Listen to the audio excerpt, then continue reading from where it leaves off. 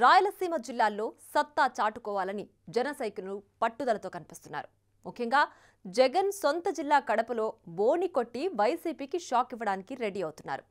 కుల సమీకరణ లెక్కలతో రాజంపేట అసెంబ్లీ సెగ్మెంట్లో ఆ పార్టీ నేత అప్పుడే ప్రచారం మొదలుపెట్టారు.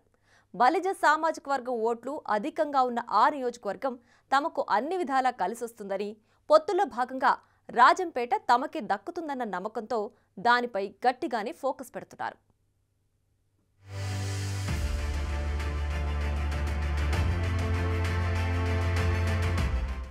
ఉమ్మడి కడప జిల్లాలో కీలక నియోజకవర్గం రాజంపేట.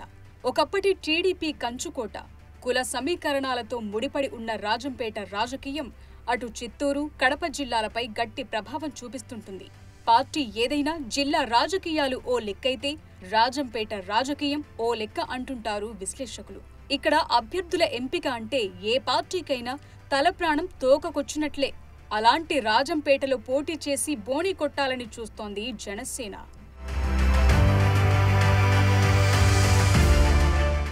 టీడీపీ జనసేన పొత్తు దాదాపు ఖరారైన నేపథ్యంలో జనసేన నాయకుడు యల్లటూరు శ్రీనివాసరాజు ఇప్పటికే ఇంటింటికి జనసేన పేరుతో నిత్యం ప్రజల్లో తిరుగుతున్నారు. ఇటీవల డిఆర్డీఏ రాష్ట్ర అధికారిగా పనిచేస్తూ ఇంకా 4 ఏళ్ల సర్వీస్ ఉండగానే దానికి రాజీనామా చేసిన శ్రీనివాసరాజు పవన్ కళ్యాణ్ సమక్షంలో జనసేనలో చేరారు.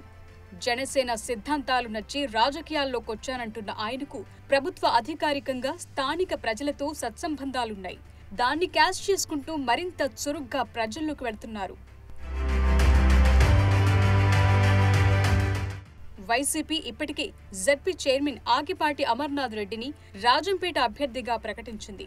అయితే టీడీపీ జనసేన పొత్తుల లెక్కలు తేలక ఇప్పటి వరకు రాజంపేట నుంచి పోటీ చేసేదెవరు అన్నది క్లారిటీ లేకుండా పోయింది. ఇప్పటికీ అక్కడ 3 నేతలు టీడీపీ టికెట్ కోసం ప్రయత్నిస్తున్నారు. ఈ నేపథ్యంలో జన సైనికుల్లో వ్యక్తమవుతోన్న ధీమా, యల్లటూరు శ్రీనివాసరాజు చేస్తోన్న హడావిడి అందరిలో ఆసక్తి రేపుతోంది. బలిజ సామాజిక వర్గం అధికంగా ఉన్న రాజంపేటలో జనసేన పోటీ చేస్తే పరిస్థితులు అనుకూలిస్తాయన్న ధీమాతోనే జనసేన శ్రేణులు ప్రచార పర్వం మొదలుపెట్టినట్లు కనిపిస్తోంది. మరోవైపు ప్రభుత్వ తప్పిదాలు తమకు కలిసి వస్తాయని జన సైనికులు లెక్కలు వేసుకుంటున్నారు. 2021లో వచ్చిన వరదలకు అన్నమయ్య డ్యాం ధ్వంసమైంది. వేలాది ఎకరాలకు సాగునీరు, రాజంపేటకు తాగునీరు అందించే ఆ ప్రాజెక్టు కొట్టుకుపోవడంతో నియోజకవర్గంలోని పలు గ్రామాలు ముంపుకు గురై తీవ్ర నష్టం వాటిల్లింది.